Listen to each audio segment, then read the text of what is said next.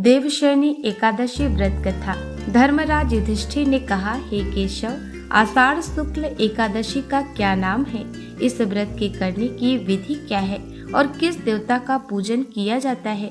श्री कृष्ण कहने लगे कि हे युधिष्ठिर, जिस कथा को ब्रह्मा जी ने नारद जी से कहा था वही मैं तुमसे कहता हूँ।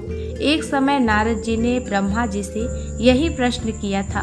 तब ब्रह्मा जी ने उत्तर दिया कि हे नारद, तुमने कलियुगी जीवों के उद्धार के लिए बहुत उत्तम प्रश्न किया है, क्योंकि देवशयनी एकादशी का व्रत सब व्रतों में उत्तम है। इस व्रत से समस्त पाप नष्ट हो जाते हैं और जो मनुष्य इस व्रत को नहीं करते वे नरकगामी होते हैं। इस व्रत के करने से भगवान विष्णु प्रसन्न होते हैं। इस एकादशी का नाम पद्मा है। अब मैं तुमसे एक पौराणिक कथा कहता हूँ, तुम मन लगाकर सुनो। सूर्य वंश में मांधाता नाम का एक चक्रवर्ती राजा हुआ है, जो सत्यवादी और महान प्रतापी था। वह अपनी प्रजा का पुत्र की भांति पालन किया करता था।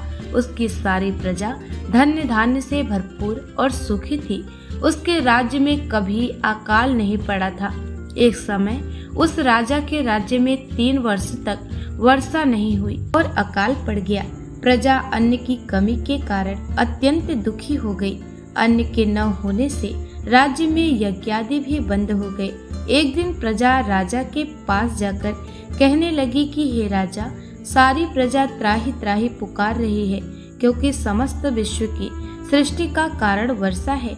वर्षा के अभाव में अकाल पड़ गया है और अकाल में प्रजा मर रही है। इसलिए हे राजन, कोई ऐसा उपाय बताओ जिससे प्रजा का कष्ट दूर हो।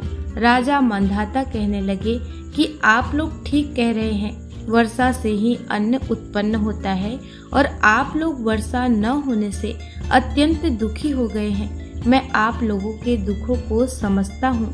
ऐसा कहकर राजा कुछ सेना साथ लेकर वन की तरफ चल दिए। वह अनेक ऋषियों के आश्रम में भ्रमण करता हुआ अंत में ब्रह्मा जी के पुत्र अंगिरा ऋषि के आश्रम में पहुंचा। वहां राजा ने घोड़े से उतरकर अंगिरा ऋषि को प्रणाम किया। मुनि ने राजा को आशीर्वाद देकर कुशल क्षेम के पश्चात उनसे आश्रम में आने का कारण पूछा। राजा ने हाथ जोड़कर विनीत भाव से कहा कि हे भगवान, सब प्रकार से धर्म पालन करने पर भी मेरे राज्य में अकाल पड़ गया है। इससे प्रजा अत्यंत दुखी है। राजा के पापों के प्रभाव से ही प्रजा को कष्ट होता है, ऐसा शास्त्रों में कहा गया है। जब मैं धर्मानुसार राज्य करता हूँ तो मेरे राज्य में अकाल कैसे पड़ गया, इसके कारण का पता मुझको अभी तक नहीं चल सका। अब मैं आपके पास इसी संदेह को निवृत्त कराने के लिए आया हूँ। कृपा करके मेरे इस संदेह को दूर कीजिए। साथ ही प्रजा के कष्ट को दूर करने का कोई उपाय बताइए। इसमें धर्म के चारों चरण सम्मिलित हैं, अर्थात इस युग में धर्म की सबसे अधिक उन्नति है। लोग ब्रह्म की उपासना करते हैं और केवल ब्राह्मणों को ही वेद पढ़ने का अधिकार है। ब्राह्मण ही तपस्या करने का अधिकार रख सकते हैं, परंतु आपके राज्य में एक शूद्र तपस्या कर रहा है। इसी दोष के कारण आपके राज्य में वर्षा नहीं हो रही है। इसलिए यदि आप प्रजा का भला चाहते हो तो शूद्र का वध कर दो। इस पर राजा कहने लगा कि महाराज, मैं उस निरपराध तपस्या करने वाले शूद्र को किस तरह मार सकता हूँ? आप इस दोष से छूटने का कोई दूसरा उपाय बताइए। तब ऋषि कहने लगे कि हे राजन, यदि तुम अन्य उपाय जानना चाहते हो तो सुनो। आषाढ़ मास के शुक्ल पक्ष की पद्मा नाम की एकादशी का विधि पूर्वक व्रत करो। व्रत के प्रभाव से तुम्हारे राज्य में वर्षा होगी और प्रजा सुख प्राप्त करेगी, क्योंकि इस एकादशी का व्रत सब सिद्धियों को देने वाला है और समस्त उपद्रवों को नाश करने वाला है। इस एकादशी का व्रत तुम प्रजा, सेवक तथा मंत्रियों सहित करो। इतनी बात सुनकर ऋषि कहने लगे कि हे राजन, यह सतयुग सब युगों में उत्तम है। मुनि के इस वचन को सुनकर राजा अपने नगर को वापस आया और उसने विधि पूर्वक पद्मा एकादशी का व्रत किया।